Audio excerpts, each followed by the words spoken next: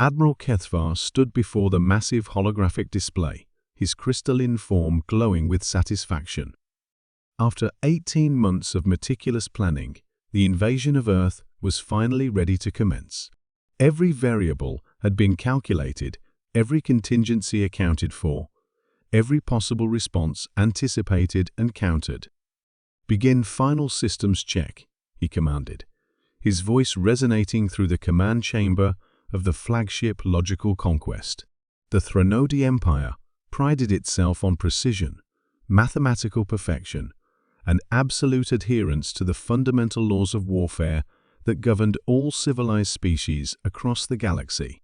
"All systems optimal, Admiral," reported Commander Vailtar, consulting her data tablet. "The human behavioral matrix has been fully analyzed.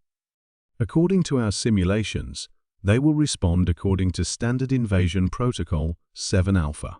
Kethvar nodded approvingly. The Threnodi had spent decades studying human military history, from ancient battles to their most recent conflicts. Every war, every tactical decision, every strategic maneuver had been fed into their quantum computers. The algorithm was flawless. Humans would detect the invasion fleet, mobilize their military forces, attempt to establish communication, and when faced with overwhelming odds, their leaders would negotiate surrender to minimize casualties.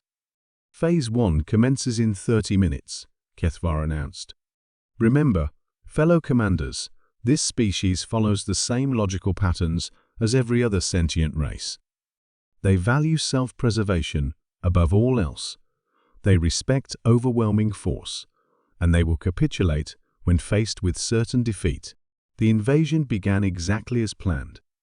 The Threnodi fleet dropped out of hyperspace in perfect formation, their ships arranged in the classical diamond of domination, a configuration that had proven psychologically devastating to 847 previous species.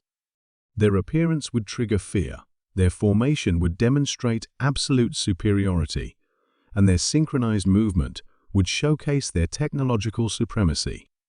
Within minutes, human governments worldwide had detected the fleet.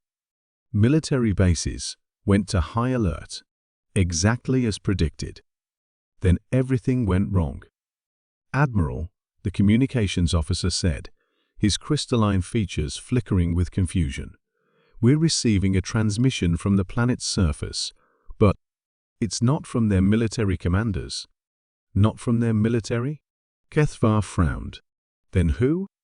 The main screen activated, showing a human male in what appeared to be pajamas, sitting in what their cultural database identified as a kitchen, calmly eating breakfast cereal. Hey there, aliens," the human said between spoonfuls. "I'm Dave Henderson from Milwaukee. I run a podcast called Dave's Morning Thoughts, and I've got about 3 million subscribers watching this live stream right now. So, welcome to Earth, I guess." Kethvar stared at the screen. Where are their military leaders?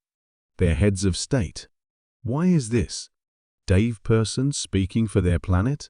Commander Vailtar frantically consulted her datapad. "Sir, according to our behavioral matrix, first contact should be handled by their highest-ranking officials or military commanders. This individual appears to be nobody of significance." Dave continued cheerfully. "So anyway, folks, we've got ourselves a genuine alien invasion happening right now. I'm gonna go ahead and keep eating my cereal because, honestly, what else am I supposed to do, right?" He held up a box of colorful breakfast cereal to the camera. "This episode is sponsored by..." "Turn it off," Kethvar commanded, his form flashing red with frustration. "Locate their actual leaders." But more transmissions began flooding in. A teenager with bright pink hair was broadcasting from her bedroom, rating the alien ships on their aesthetic appeal. An elderly man in a garden was giving a live commentary while watering his tomatoes, occasionally waving at the sky. A group of college students had set up a barbecue on their roof and were taking selfies with the invasion fleet in the background. "Sir," the tactical officer reported, "the human military forces are..." not responding as predicted. What do you mean? Well, according to our simulations, they should be mobilizing their armies, coordinating with their allies, and preparing defensive positions. Instead, their fighter jets are flying in loop-de-loops around our ships while spelling out words in the sky. On the tactical display, Kethvar watched in horror as human aircraft traced the words WALCOME, TOOE, ARTAE, EAI, EAUHEA in massive letters across the atmosphere. And sir, the communications officer added weakly, we're receiving 17,000 friend requests on something called Facebook, and someone has created a hashtag called Alien Invasion Sci-fi that's trending globally. Commander Veltar's crystalline form had turned a pale blue, the Threnody equivalent of a panic attack. Admiral, this violates every known law of invasion psychology. They should be terrified. They should be organizing resistance. They should be doing something logical. Instead, the humans were doing what humans do best, absolutely nothing that made sense to anyone else in the galaxy. A news reporter was now interviewing people on the street about the invasion. So, Janet from Portland, how do you feel about hostile alien forces currently hovering over your planet? Well, Bob, I think it's kind of neat, actually. My cousin Brenda always said she was abducted by aliens, and we all thought she was crazy, but maybe she was onto something. I'm just hoping they don't interfere with my yoga class at 7. Another transmission came through, this time from what appeared to be a government official finally. Kethvar thought with relief. But instead of negotiating surrender or demanding terms, the human simply said, "Hi there. I'm the mayor of Des Moines, Iowa, and on behalf of our city, I'd like to invite your fleet to our annual corn festival next month. We've got great parking, and I think your ships would really add to the ambience. WATEISHAPPENING. Kethvar's voice cracked with desperation. The answer came from an unexpected source, a transmission from a human child, perhaps 8 years old, sitting in what appeared to be a treehouse. "Hey, alien dudes," the child said matter-of-factly. "I've been watching your ships, and I think you're doing invasion wrong. See, you're supposed to be scary and threatening, but you're just kind of floating there. Also, your ships look like geometric shapes my math teacher would draw. Have you tried making them look more like dragons? Dragons are way scarier." The child paused to consider this seriously. "Also, if you're gonna invade, you should probably know that most of us don't really listen to our governments anyway.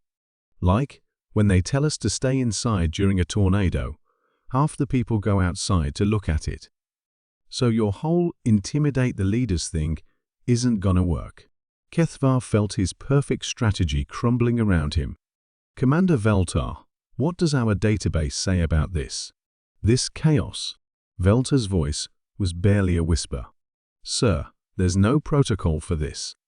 They're not following any known behavioral patterns. They're treating a military invasion like entertainment. Indeed, across Earth's communication networks, humans were live streaming the invasion, creating memes about alien ship designs and starting online debates about whether the visitors were friendly tourists or actual invaders. Several humans had begun selling survived the 2025 alien invasion t-shirts, despite the fact that the invasion was still technically in progress. A new transmission appeared on screen. A group of humans had somehow gotten onto the roof of a building directly below the Threnody flagship and were holding up signs. One read WELCOMEALIENS. Another said T, a KEMETO, YOURLE ADERID ATONTE NOWWHOTHATISE. But the final sign made Kethvar's crystalline core freeze with dread. WEDONHAVEAULES HEREGOAUDOUCK. Admiral Commander Veltar said quietly, "Perhaps we should consider retreating and regrouping." Kethvar stared at the chaos. Below, humans were now launching fireworks at their ships, not as weapons, but apparently as a celebration. A marching band had assembled in a park and was playing what their database identified as the Star Wars theme. "Set course for the Andromeda Galaxy," he commanded wearily, "and update the Galactic Invasion database. Earth is to be classified as unpredictable species. Do not attempt standard protocols." As the Threnody fleet prepared to retreat, one final transmission came through. It was Dave from Milwaukee again, still eating cereal. "Well, folks, looks like our alien visitors are leaving. Thanks for stopping by, alien friends. Don't forget to like and subscribe. And remember, here on Earth, the only rule is that there are no rules." Admiral Kethvar decided he needed a very long vacation.